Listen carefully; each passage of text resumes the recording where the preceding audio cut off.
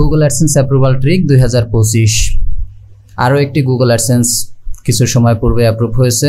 তো ইমেলটি এখন পর্যন্ত ওপেন করা হয়নি, মানে আমি ইমেলটিকে এইমাত্র আপনার লগ ইন করলাম, লগ ইন করে দেখি যে আপনার সাইট অ্যাপ্রুভ হয়ে গিয়েছে। তো এই ওয়েবসাইটটি মূলত বেশ কয়েকবার আসলে ট্রাই করা হয়েছে। আপনারা এখানে যদি দেখেন বেশ কয়েকবার ট্রাই করা হয়েছে। তো যে সমস্যা ছিল সেটি ছিল লো ভ্যালু কন্টেন্ট সমস্যা। এই সমস্যার কারণে বেশ কয়েকবার আপনার 2 থেকে 3 বারই, এই যে এখানে একটি মেল দেখতে পাচ্ছেন, এখানে একটি মেল দেখতে পাচ্ছেন, আসলে লো ভ্যালু ধরে আসলে বারবার সাইটটিকে রিজেক্ট করে দিয়েছিল গুগল। তো ফাইনালি আসলে অ্যাপ্রুভ হয়ে গিয়েছে। তো যে বিষয়গুলো এখানে করা হয়েছে তা আজকের এই ভিডিওতে আমি আপনাদেরকে বলে দেওয়ার চেষ্টা করব, যাতে আপনারা আপনাদের ওয়েবসাইটটি অ্যাপ্রুভ করতে পারেন। তো আপনি যদি ব্লগার A to Z চ্যানেলে নতুন হয়ে থাকেন তাহলে ভিডিও ভালো লাগলে ভিডিওগুলি আগে দেখবেন, যদি ভালো লাগে সাবস্ক্রাইব বাটন থেকে সাবস্ক্রাইব করে নেবেন।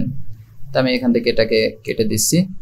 তো এখন যে বিষয়টা হচ্ছে, এই ওয়েবসাইটটি আগে আমরা দেখি যে কতক্ষণ আগে। এখানে দেখুন 16 ঘন্টা পূর্বে আপনার অ্যাপ্রুভাল হয়েছে। এইমাত্র মেলটিকে আসলে ওপেন করলাম। তো এখানে দেখুন দৈনিকদিগন্ত.com is now ready to show AdSense ads and start earning money। তো আমরা অলরেডি অ্যাডসেন্সেও লগ ইন করে রেখেছি। তো অ্যাডসেন্সেও যদি দেখি, এখান থেকে দেখুন সাইটসে যদি আমরা ক্লিক করি, তো এখানে দেখুন দৈনিকদিগন্ত.com রেডি। তো ওয়েবসাইটটি কিন্তু অ্যাপ্রুভ হয়ে গেছে। তো এখন এই ওয়েবসাইটের আমরা যদি সার্চ কনসোলের পরিস্থিতি দেখি, যদি আমরা ওভারভিউতে দেখি, আমাদের একেবারে অল টাইম যদি যে ক্লিক আসছে এখানে 3 মাসে আপনার 1,97,000 মতো ইমপ্রেশন হয়েছে এবং ক্লিক এসেছে 1000, আপনার মানে 1300 একটু বেশি। তো আমরা যদি লাস্ট 24-এ দেখি 10,000 ইমপ্রেশন হয়েছে, 38টা ক্লিক করেছে। এবং ডিসকভার থেকে আমরা যদি দেখি 85টা আপনার ইমপ্রেশন হয়েছে, 4টা ক্লিক করেছে। তো এই ওয়েবসাইটের পোস্ট সংখ্যা কত টোটাল যদি আমরা দেখি, এখান থেকে অল পোস্টে যদি ক্লিক করি তাহলে দেখব যে এই ওয়েবসাইটের টোটাল পোস্ট সংখ্যা হচ্ছে আপনার 15টি।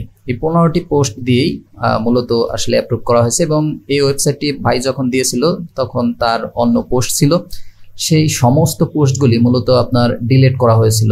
এবং এখান থেকে আপনারা যদি দেখেন, আপনার পোস্ট পাবলিশ করা হয়েছিল আপনার জানুয়ারিতে, 25 জানুয়ারির 1 তারিখ থেকে আসলে পোস্টগুলো পাবলিশ করা হয়েছিল। এবং পোস্টগুলো ছিল আপনার মোবাইল রিলেটেড, শুধু মোবাইল রিলেটেড। যদিও ডোমেইনের নাম এটা হচ্ছে একটি আপনার পত্রিকার মানে নিউজ ওয়েবসাইট ছিল, ওই ভাই হয়তো নিউজই করবে, কিন্তু এইটা হচ্ছে যে আপনার অ্যাপ্রুভালটা করা হয়েছে মূলত আপনার এই মোবাইলের পোস্ট দিয়ে। তো টোটাল মোবাইলের পোস্ট সংখ্যা আপনারা এখানে দেখতে পাচ্ছেন যে 15টি। এই 15টি পোস্টই আপনারা যদি দেখেন গতানুগতিকভাবে আপনার 1 তারিখে, এটা 2 তারিখে, তারপর 2 তারিখে, তারপর 2 তারিখে, তারপর 3 তারিখ এবং লাস্ট যদি দেখেন সবগুলো পোস্টই 3 তারিখের। এইভাবেই পোস্টগুলো করা হয়েছিল এবং পোস্টগুলো করে দেন অ্যাপ্লাই দেওয়া হয়েছিল। আমি তো আবারও বলি যে 2 থেকে 3 বার ট্রাই করা হয়েছিল, তো আপনার অ্যাপ্রুভ হয়নি। তো ফাইনালি অ্যাপ্রুভ আজকে হয়ে গেছে।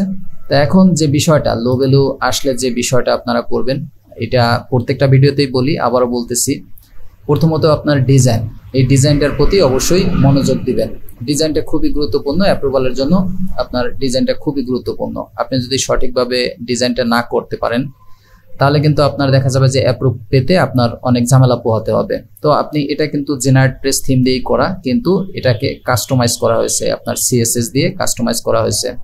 তো ডিজাইনটা দেখুন একেবারে প্রফেশনাল ভাবে, সিম্পল ভাবেই করেন, বাট দেখে যেন মনে হয় যে একটা প্রফেশনাল ডিজাইন। ঠিক আছে, কোনো ধরনের কোনো নেভিগেশন এরর যাতে না থাকে, আপনি যে ইউজাররা আসবে তারা যেন ইজিলি ভাবে নেভিগেট করতে পারে। আপনার দেখা গেছে যে রিয়েলমিতে সে ক্লিক করবে, রিয়েলমিতে ক্লিক করলো, কোনো ধরনের যাতে কোনো প্রবলেম না হয়। এখানে দেখুন যে OnePlus, এখানে আমি কিন্তু পোস্ট টোটাল আপনার 15টা, এখন 15টা পোস্ট কিন্তু এক ক্যাটাগরিতে। এখন আপনারা যেই কয়টা ক্যাটাগরি দেবেন, এখানে 3টা দেন, 4টা দেন, তবে একটু ট্রাই করবেন 4টা, মিনিমাম 4টা রাখার, অথবা 3টা।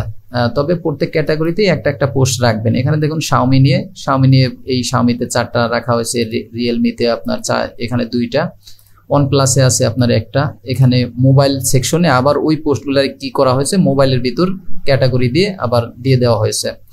তো এখানে যে কাজটা করা হয়েছে, আপনার কন্টেন্টের কথা যদি বলি, কন্টেন্টের প্রতি আপনি অবশ্যই গুরুত্ব দিবেন, তবে কন্টেন্টগুলো চেষ্টা করবেন আপনার নতুন নতুন গুগল ট্রেন্ডে যে সমস্ত কন্টেন্টগুলো থাকে গুগল ট্রেন্ড থেকে আপনারা নিয়ে আসবেন। এখানে আপনারা গুগল ট্রেন্ডে চলে যাবেন এবং এখান থেকে ট্রেন্ডিং নাও এখানে আপনারা ক্লিক করবেন। ট্রেন্ডিং নাওতে ক্লিক করলে আপনারা এখান থেকে ক্যাটাগরিসে যে আপনি যেই রিলেটেড ক্যাটাগরি নিয়ে কাজ করবেন ওই রিলেটেড ক্যাটাগরিতে দেখবেন যা আজকে নতুন কি এসেছে। এখানে যেমন আমি টেকনোলজি নিয়ে যদি আমরা দেখি, স্টারলিংক বাংলাদেশ। তো স্টারলিংক নিয়ে বর্তমানে বাংলাদেশে প্রচুর আপনার এই যে যেহেতু অফিসিয়াল ভাবে লঞ্চ হয়েছে তার কারণে এটা আসলে আপনার ট্রেন্ডে চলে এসেছে। এরপর রয়েছে যে অ্যাপেল আইফোন 7 Pro Max এবং Oppo 5G। আপনারা যদি এখানে খেয়াল করেন আসলে এই আইফোন এই যে 17 Pro Max এটা নিয়ে কিন্তু আসলে আমি এর আগেও পোস্ট করেছি, মানে অনেক আগেই পোস্ট করেছি। এটা দেখতে পাচ্ছেন যে মার্চের 21 তারিখে অবশ্য ডেটটা আপডেট করেছিলাম। তো এখানে আইফোন নিয়ে কিন্তু লেখা হয়েছে। এখানে যদি আপনারা লক্ষ্য করেন এখানে প্রত্যেকটা পোস্টই পুরাতন কোনো পোস্ট না, মানে মোবাইল নিয়ে লেখা হয়নি। একেবারে শুরুর দিকে হয়তো 2-1টা পোস্ট লিখেছিলাম যে পুরাতন, বাট এর পরবর্তীতে যতগুলা পোস্ট লিখেছি একেবারে শুরুর দিকে আমার মনে হয় যে 2-1টা ফোন থাকতে পারে, পুরাতন ফোন নিয়ে লেখা থাকতে পারে। বাট আপনার এখানে এই ট্রেন্ডিং এ যতগুলা নতুন যেই মোবাইল ফোনগুলো এসেছিল ওই ফোনের উপরে এখানে লেখা হয়েছিল এবং ওই ফোনের উপরে পরবর্তীতে আসলে পোস্ট করা হয়নি। আপনার এই সার্চ কনসোলে সাবমিট করার পর আসলে অপেক্ষা করেছিলাম। তো মোটামুটি দেখতেছিলাম ট্রাফিক আসতেছিল। এখানে যদি আপনারা দেখেন আইফোনের উপরে আপনার রয়েছে ট্রাফিক আসছে। আপনারা যদি আর লাস্ট 28 দিনে দেখেন এখানেও আপনারা দেখবেন যে 760টা ক্লিক এসেছে। তো এখানে দেখুন Oppo 17, Oppo A5, iPhone. Total কথা হচ্ছে যেমন এই দৈনিক দিগন্ত ওই ভাইয়ের যে ডোমেনটা ওই ডোমেনের উপরেও কিন্তু আসলে ক্লিক এসেছে। বাট আপনারা যদি দেখেন আইফোন 17 নিয়ে কিন্তু 17 Pro Max বা 17 এইটা যেটা আজকেও ট্রেন্ডিং এ আপনারা দেখতে পাচ্ছেন যে অ্যাপেল আইফোন 17 Pro Max। তো এই ধরনের টপিকটা রাখবেন যে এই টপিকগুলো নিয়ে আসলে মানুষ সার্চ করে, প্রতিনিয়ত সার্চ করে এবং টপিকটা যেন নতুন হয়। আপনারা দেখবেন যে নতুন নতুন ফোন আসতেছে, ওই ধরনের ফোন নিয়ে আপনারা লিখবেন, তাহলে আপনার জন্য ইজি হবে। এখন এখানে ফোনের কথা বলতেছি যে আপনি ফোন নিয়ে লিখবেন না, আপনার যদি মনে হয় আপনি অন্য টপিকে, যেমন আপনি যদি জব টপিকে যান অথবা আপনি যদি ফুড টপিক অথবা গেম টপিক অথবা হেলথ টপিক, আপনি যেই সমস্ত টপিকগুলো নতুন নতুন আসবে ওই ধরনের টপিক নিয়ে আপনার ওয়েবসাইটে আপনি পোস্ট লিখবেন এবং পোস্ট লেখার পর আপনার দায়িত্ব হবে যে আপনার যে ইমেজটা, এখানে কন্টেন্টের ইমেজটাও আপনি নিজে নিজে ট্রাই করবেন যে যেন ইমেজটাও যেন আপনার তৈরি করা হয়। অর্থাৎ এখানে আপনি গুগল থেকে মনে করেন ফটো নিলেন, সেই ফটো নিয়ে আপনি কি করবেন, ফটোশপে এডিট করবেন, এডিট করে তারপরে আপনি পাবলিশ করবেন, যাতে অন্য কারো জন্য কোনো ফটোর উপরে দেখা গেল একটা ওয়েবসাইটে ক্রেডিট দেওয়া, আপনি ওই ফটোটাই দিলেন, তখন কিন্তু এই ফটোর কারণে আপনার কিন্তু লো ভ্যালু কন্টেন্ট অথবা প্রোগ্রাম পলিসি চলে আসবে। তো এই ব্যাপারটা অবশ্যই মাথায় রাখবেন।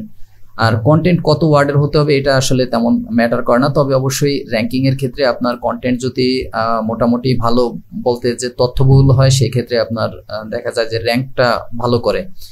তো ট্রাই করবেন র্যাঙ্ক করানোর জন্য। এখানে ক্লিক আপনারা নিজেরাই দেখতে পাচ্ছেন যে এখানে খুব বেশি ক্লিক কিন্তু নেই। এখানে ধরুন 38টা, এখানে ধরুন আপনার 4টা, তো খুব বেশি কিন্তু আপনার ক্লিক নেই, ঠিক আছে। ইমপ্রেশনটা কিন্তু অনেক ভালো রয়েছে। তো ইমপ্রেশনটা খুবই জরুরি, ইমপ্রেশনের দিক খেয়াল রাখবেন। এবং বাকি যে বিষয়গুলা আগের মতোই আবারও বলি, এই নিচের দিকে যে about, contact, privacy, terms and condition, এই পেজগুলা যথারীতি আগের নেই রাখবেন। এবং আমার যদি চ্যানেলে যান অনেক ভিডিওর ভিতরেই দেখবেন যে প্রাইভেসি পলিসি এবং টার্মস অ্যান্ড কন্ডিশন এগুলো আপনারা অনলাইন থেকে জেনারেট করা যায়। আপনারা এখানে লিখলেই হবে যে প্রাইভেসি পলিসি জেনারেটর, এটা লিখে আপনারা সার্চ করলেই হবে। সার্চ করে আপনারা এখান থেকে একটা পেজ বানিয়ে নিলেই হবে। এই ওয়েবসাইটেও কিন্তু সেম একইভাবে পেজ ওই তৈরি করা, এই টার্মস অ্যান্ড ডিসক্লেমার পেজটিও কিন্তু আপনার ওইভাবেই তৈরি করা। এগুলো আসলে তেমন কোনো ফ্যাক্টর না, এগুলো নিয়ে আপনার কখনোই কোনো সমস্যা এখন পর্যন্ত হয়নি। এখন সামনে যদি গুগল কোনো আপডেট আনে সেটা হচ্ছে ভিন্ন ব্যাপার, বাট এখন পর্যন্ত কোনো ধরনের কোনো সমস্যা কিন্তু হয়নি। অতএব আপনারা এই যে কথাগুলো বললাম যে ডিজাইনের প্রতি ফোকাস দিবেন, আপনার কন্টেন্টের প্রতি ফোকাস দিবেন, আর হচ্ছে আপনার পেজগুলো ম্যান্ডেটরি যে পেজগুলো অবশ্যই রাখবেন। তো এভাবে রাখার পর যখন দেখবেন সার্চ কনসোলে মোটামুটি ক্লিক আসতেছে, দেন তারপরে অ্যাপ্লাই করবেন। আশা করি আপনারা একেবারে সুন্দরভাবে অ্যাপ্রুভাল পেয়ে যাবেন।